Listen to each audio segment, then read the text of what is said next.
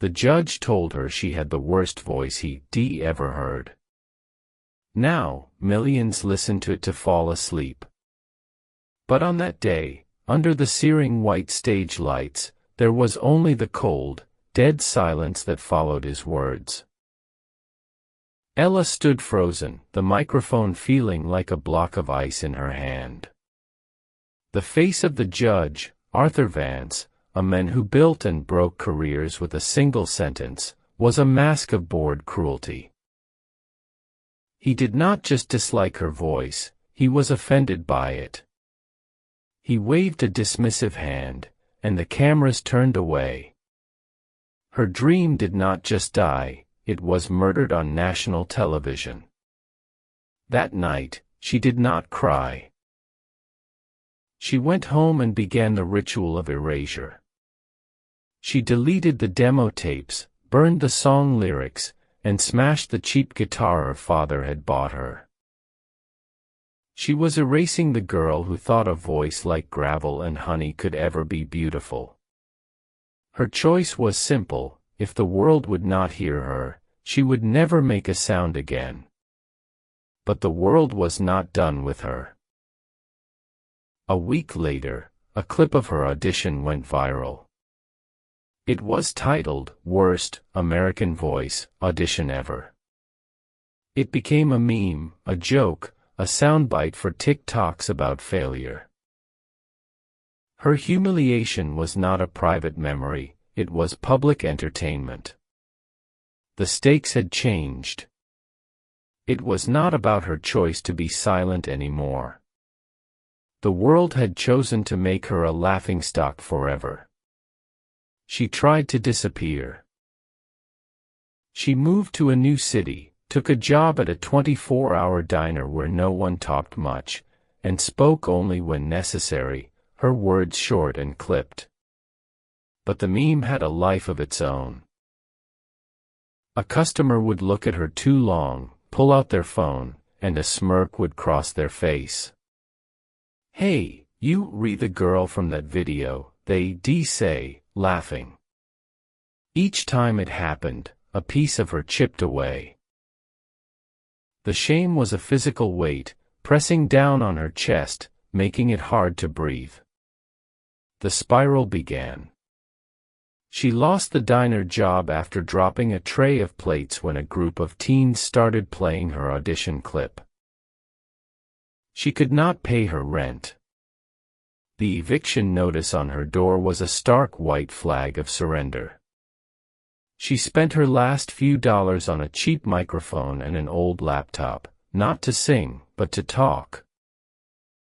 In the suffocating silence of her empty apartment, she started recording an anonymous audio diary, a place to scream into the void. It was her only release, speaking about her loneliness, her anger, her despair. The sound of her own hated voice was both torture and therapy. One night, fueled by desperation and a lack of sleep, she uploaded one of the files to a small, forgotten corner of the internet, a forum for people with insomnia. Then she sold her laptop for food and prepared for homelessness. The file was titled, "For Anyone Who Ca Not Sleep." It was 20 minutes of Ella just talking, her voice low and raspy, telling a story about a star that fell from the sky and forgot how to shine. She never checked it again. She found a bed in a women's shelter, her world reduced to a single cot and a locked box for her few belongings. Weeks turned into a month. She believed she had finally hit rock bottom. Then, a woman at the shelter, a kind social worker, handed her a printed-out email. It had been sent to the shelter's general address after someone tracked her down from an old resume. It was from a small tech startup. They had found her audio file. They said it had a unique subliminal quality, and had been shared thousands of times among online communities for anxiety and sleep disorders. They offered her a contract to create an anonymous podcast. It felt like a miracle, a lifeline thrown into the abyss. For a brief moment, it seemed she had found a way to win.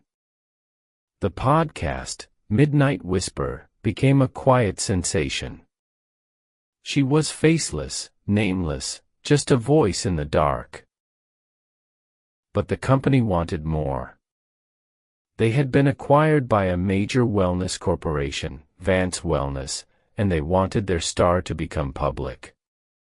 They arranged a meeting with the corporation's CEO. The man who walked into the boardroom was Arthur Vance. He did not recognize her. He smiled, his predator's smile, and praised the genius who created the podcast. He pushed a multi-million-dollar contract across the table.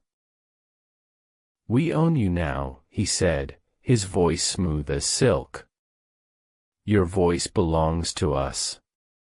She was in the deepest part of the trap. Her strength had been found, captured, and was now being sold back to her by the very men who broke her. She stared at the contract, at the name Vance printed in bold, and felt the familiar cold dread. He was going to profit from the very thing he had declared worthless. He would own her flaw, package it, and sell it. She was back on his stage, but this time, the whole world was listening.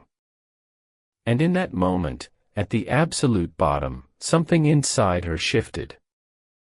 She looked at Vance, not with fear, but with a sudden, chilling clarity.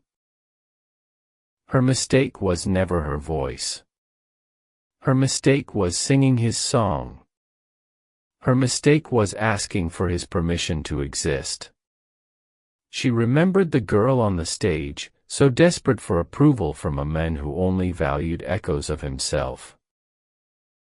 Her epiphany was not one of forgiveness, but of power. She had something he wanted, something he could never create. She slid the contract back across the polished table. "My voice does not belong to you, Arthur," she said, her voice steady, the gravel and honey tone filling the silent room. It never did. Before he could react, she stood up and walked out. That night, she uploaded the final episode of Midnight Whisper. In it, she told her story. She told them everything, the audition, the meme, the shame, and the name of the men who tried to own her voice twice. The fallout was immediate. Vance Wellness, a brand built on authenticity and mental health, was exposed. The kingmaker was dethroned by the whisper he tried to silence. Ella started her own platform, a simple website where her voice was hers and hers alone. She never became a singer. She did not need to. Her voice, the worst voice Arthur Vance had ever heard, was now the sound of safety, of comfort, of peace for millions. It was not the voice of a pop star, it was the voice of midnight, the sound that let the world finally fall asleep. Perhaps you have a judge in your life. A boss, a parent, a teacher, or maybe that judge is the voice inside your own head. It tells you that your ideas are strange, your looks are wrong, your voice is not meant to be heard. It holds up a perfect, polished ideal and shows you all the ways you fail to match it. And maybe you have tried to erase yourself, to become silent, to fit in. Today, I am telling you to stop. That unique, flawed part of you is not your weakness. It is your signature. It is your power.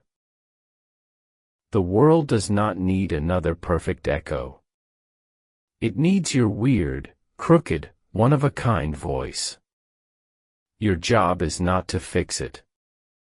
Your job is to find the stage where that voice is the only one that matters.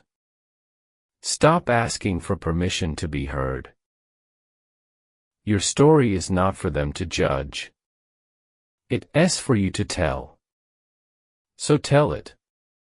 Use the voice they told you was worthless.